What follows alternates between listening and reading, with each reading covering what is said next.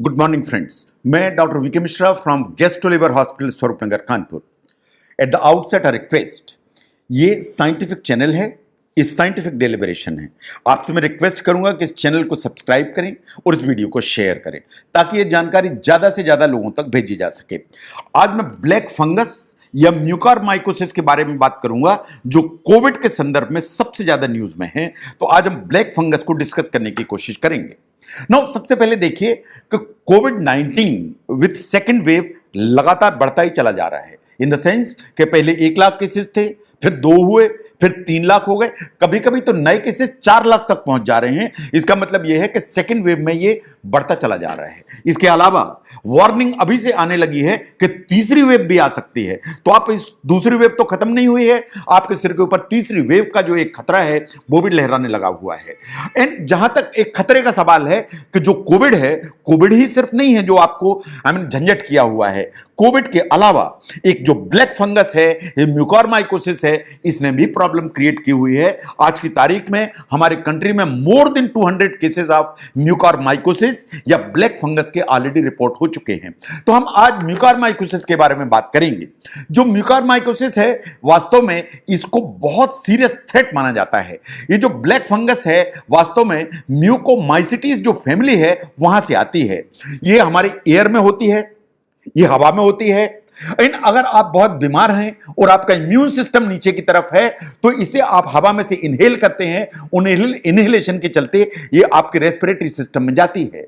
अगर ये नाक के जरिए से जाएगी तो ये नाक में डिपॉजिट होगी, ये आपके साइनस की कैविटीज में डिपॉजिट होगी, ये लंग्स में जाएगी तो लंग्स में डिपॉजिट होगी, चेस्ट की कैविटीज में डिपॉजिट होगी, और साइनस में डिपॉजिट होगी तो आसपास के एरिया में इसके फैलने का डर रहता है। नो, जो म्यूकरमाइकोसिस है या कि ब्लैक फंगस है, इसका वास्तव में कोविड से क्या एग्जैक्ट रिलेशन है ये वास्तव में क्लियर नहीं है। लेकिन ये बात सही है कि ऑल दोस पेशेंट्स जो कोविड से रिकवर कर रहे हैं उनमें ऐसा हो रहा है कि समहाउ ब्लैक फंगस का जो इन्फेक्शन है is coming up in a large way, जिसे हमें समझने की जरूरत है। एक्सपर्ट्स का ऐसा मानना है कि आप जो स्टेरॉइड यूज करते हैं इन पेशेंट्स में जिन्हें हाई डिपेंडेंसी है स्टेरॉइड की, तो शायद स्टेरॉइड के चलते जो इम्यून सिस्टम है वो सप्रेस होता है, उसके चलते जो म्यूकरमाइकोसिस है या ब्लैक फंगस है उसका इंसिडेंस बढ़ता है।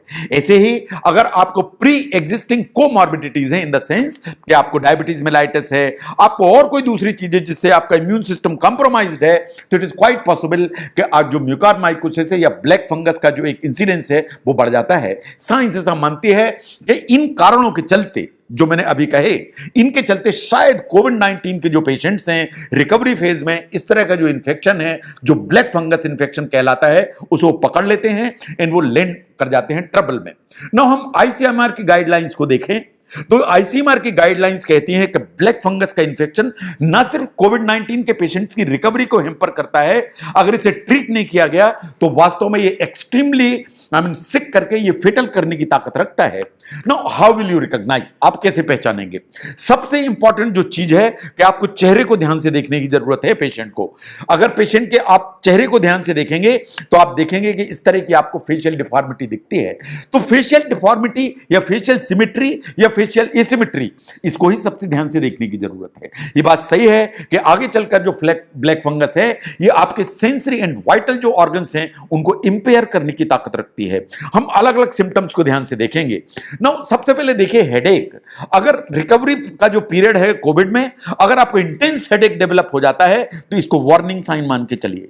जो ब्लैक फंगस है या म्यूकरमाइकोसिस है, ये वास्तव में साइनस की कैविटीज में होती है, नेजल कैविटी में होती है और यहां के नर्व्स को अफेक्ट करती है। और जैसे ही नर्व्स को अफेक्ट करेगी तो आपको एक्सक्रूशिएटिंग हेडेक चालू हो जाएगा। तो अगर रिकवरी के फेज में एक्सक्रूशिएटिंग पेन हो रहा है तो आपको वार्न होने की जरूरत है। Now second one is the visual impairment. Any change in the eyes के शेप में, उसकी साइज में या विजन का डिस्टॉर्शन, ये तीनों चीजें होती हैं तो ये वार्निंग साइन है कि कहीं ब्लैक फंगस या म्यूकरमाइकोसिस तो नहीं डेवलप हो रही है। ये जब भी ब्लैक फंगस ग्रो होती है, स्प्रेड होती है, तो विजन हमेशा डिस्टॉर्ट होने की पॉसिबिलिटी होती है। जो आई है वो इन्वॉल्व हो जाती है। आई इन्वॉल्व होगी तो इसमें स्वेलिंग होगी, जो उसका अपीयरेंस है वो हेजी हो जाएगा, जो विजन है वो अफेक्टेड हो जाएगा। वास्तव में जो आईज है वो ब्लड शॉट आई हो जाएंगी, जैसा कि आपको जो फोटोग्राफ है इसमें दिखाई दे रहा है। नाउ जो आपके चीक्स हैं, आईज हैं and part of the face है, अगर देखें तो पेशेंट्स का इस तरह के अपीयरेंस आ जाता है, स्वेलिंग आ जाती है, लोकल पेन आ जाता है चीक बोन पर, और वन साइडेड फेस पेन आना चालू हो जाता है। इन इसमें नंबनेस भी कभी कभी महसूस होती है। जहां तक स्वेलिंग का सवाल है, सिर्फ स्वेलिंग नहीं होती है, अगर ये फंगल इन्फेक्शन आगे चला जाता है, बढ़ता चला जाता है, अनअटेंडेड है, अनचेक्ड है, या उसको कोई ट्रीटमेंट नहीं किया जाता है, तो वास्तव में नेक्रोसिस करने की ताकत रखता है। नेक्रोसिस करेगा, इसको ब्लैक करेगा, ब्लैक करेगा, नेक्रोसिस करके स्लफ कर देगा, एंड ये जो ब्लैक कलर है इसी के चलते इसको ब्लैक फंगस नाम से बार बार जाना भी जाता है। नो, ये जो ब्लैक फंगस है, ये जो नाक के जरिए से, नाक के अंदर एक प्लेट होती है जिसे कहते हैं क्रिब्रीफॉर्म प्लेट। ये क्रिब्रीफॉर्म प्लेट को क्रॉस करके आपके ब्रेन के अंदर जा सकती है। अगर ये ब्रेन के अंदर जाएगी तो डिलीरियम होगा। इसका मतलब है कि आपका जो एक कॉन्शियसनेस है या अलर्टनेस है वो सब गड़बड़ा जाएगी, आपकी याददाश्त जाने लगेगी, that is memory loss. Neurological impairment होने लगेंगी, इन द सेंस कि आपको फेस पे लकवा हो सकता है, हाथों पैरों में लकवा हो सकता है, मतलब कोई भी न्यूरोलॉजिकल इंपेयरमेंट हो सकता है। एंड साइंस ऐसा मानती है कि अगर अनअटेंडेड है, इसे प्रॉपर ट्रीट नहीं किया गया, तो ये मेंटल स्टेट को अल्टर करने के अलावा अनकॉन्शियसनेस लाने की कोशिश करती है। तो जहां तक ब्लैक फंगस का सवाल है, अगर ये नाक से लेके क्रिब्रीफॉर्म प्लेट से होते हुए ब्रेन के अंदर जाएगी तो ब्रेन की तमाम समस्याओं को पैदा करेगी। ना अगर आप ध्यान से देखेंगे पेशेंट्स को, तो नाक के ऊपर का जो ब्रिज है उसके ऊपर एक फेशियल डिस्टॉर्शन के अलावा इस तरह का जो है ब्लैक पैचेस दिखाई देना चालू हो जाते हैं। ये ब्लैक जो पैचेस हैं, ये नाक के ऊपर का ब्रिज एंड ब्रिज के बगल में आई, इन सबको जो है इन्वॉल्व करने की ताकत रखती है।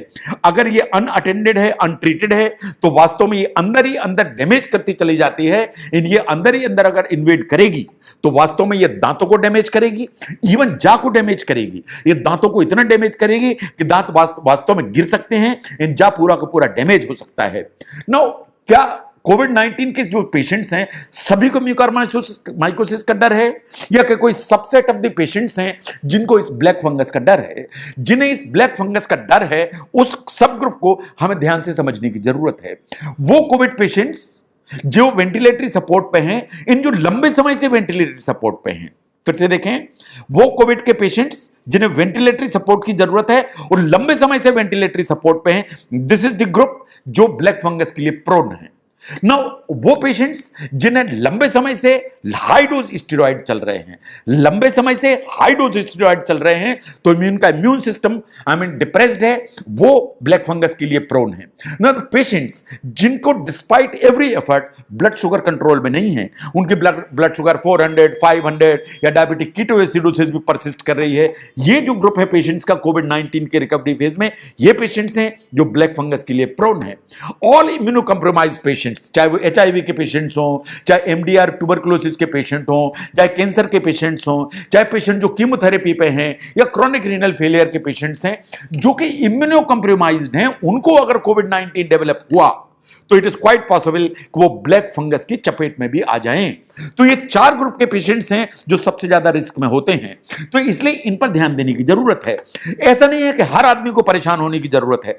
आप जानते हैं कि कोविड के 85 to 90% जो पेशेंट्स हैं वो ऐसे ही होम आइसोलेशन में रिकवर हो जाते हैं। तो ऐसा थोड़ी है कि आप होम आइसोलेशन में रिकवर हो गए तो आपको ब्लैक फंगस हो जाएगा। This is unnecessary panic which is being created. अगर आपको माइल्ड या मॉडरेट केस था, आप दोनों होम आइसोलेशन में ठीक हो गए, आपको कोई रिस्क नहीं है। आप एसिम्प्टोमेटिक पेशेंट थे, आपको कोई रिस्क नहीं है। आपने जो है तो ओरल स्टेरॉइड आपने लिए बहुत शॉर्ट टाइम के लिए, किसी फॉर एग्जांपल आपने मेड्राल की गोली ली 16 मिलीग्राम, सवेरे शाम आपने 5 दिन खाई, आपको कोई रिस्क नहीं है। अगर आपको डायबिटीज है एंड आपने स्टेरॉइड लिए भी शॉर्ट टाइम के लिए, लेकिन आपकी शुगर कंट्रोल एकदम ठीक थी, तो आपका जो रिस्क का लेवल है वो बहुत लो है और ऑलमोस्ट ना के बराबर है। ऐसे ही जिन्हें वेंटिलेटरी सपोर्ट की भी जरूरत पड़ी, बट वेंटिलेटरी सपोर्ट बहुत कम समय के लिए था, से फॉर एग्जांपल 2 दिन के लिए था, 3 दिन के लिए, 4 दिन के लिए था, उनकी जो रिस्क है इज वेरी लो, और यार रिस्क ना के बराबर है। तो हर आदमी को परेशान होने की, चिंता करने की जरूरत नहीं है, because these are the groups जिनमें कोई ऐसा रिस्क नहीं है। नाउ आपको क्या वॉच करने की जरूरत है? जब आप हॉस्पिटल में होते हैं तो हमें यह वॉच करने की जरूरत है कि नाक या उसके आसपास ब्लैक पैच तो नहीं डेवलप हो रहा है, आपके नाक में या कान में से कोई ब्लैक डिस्चार्ज तो नहीं आ रहा है। यह आपको हॉस्पिटलाइजेशन के दौरान आपको वॉच करने की जरूरत है। जब आप रिकवर होकर घर में चले जाते हैं तो आपको देखना पड़ता है कि फेस में कोई एसिमेट्री तो नहीं आ रही, कहीं कोई ब्लैक डिस्चार्ज जो है नाक से या कान से तो नहीं आ रहा है, आंखों में से देखने में या विजन में कोई डिस्टॉर्शन तो नहीं है, कोई मेंटल डिटेरियोरेशन तो नहीं है, कंफ्यूजनल स्टेज, मेमोरी लॉस, डिलीरियम, कोई इस तरह के कोई सिम्टम्स तो नहीं आ रहे हैं। लेकिन आपको कुछ प्रिकॉशंस लेने की जरूरत है। जब आप हॉस्पिटल में होते हैं तो कुछ प्रिकॉशंस आप लेते हैं, कुछ हॉस्पिटल का स्टाफ लेता है। सबसे इंपॉर्टेंट चीज एक वॉचफुल आई चाहिए। कहीं नाक में कोई ब्लैक स्पॉट तो नहीं है, आंख के नीचे कोई ब्लैक स्पॉट तो नहीं है, नाक में या कान में कोई ब्लैक डिस्चार्ज तो नहीं है, तो एक वॉचफुल आई चाहिए। Now second one is the कि आपका जो ब्लड शुगर है उसको बहुत स्ट्रिक्ट कंट्रोल होने की जरूरत है, क्योंकि स्ट्रिक्ट कंट्रोल होगा, ब्लड शुगर नीचे रहेगी तो इम्यून स्टेटस उतना डीस्टेबलाइज नहीं होगा। प्रोफिलेक्टिक एंटीफंगल्स की जरूरत पड़ती है अगर आपको एंटीबायोटिक लंबे समय से चल रहे हैं। जो वेंटिलेटर पर लंबे समय से हैं तो उनके जो ऑक्सीजन ट्यूब्स हैं उनको रेगुलरली चेंज होने की जरूरत है, because these are the sources जहां से ब्लैक फंगस के सबसे ज्यादा आने का डर रहता है। ऐसी भी कुछ रिपोर्ट्स आ रही हैं कि जो एयर को या ऑक्सीजन को ह्यूमिडिफाई किया जाता है, अगर उस ह्यूमिडिफायर में मिथिलीन ब्लू यूज की जाए तो शायद जो ब्लैक फंगस का इंसिडेंस है वो नीचे की तरफ आता है। नाउ जब आप डिस्चार्ज हो जाते हैं, आप कोविड-19 के रिकवरी के फेज में हैं, तो आप ब्लैक फंगस की रिस्क से कैसे बाहर रहें?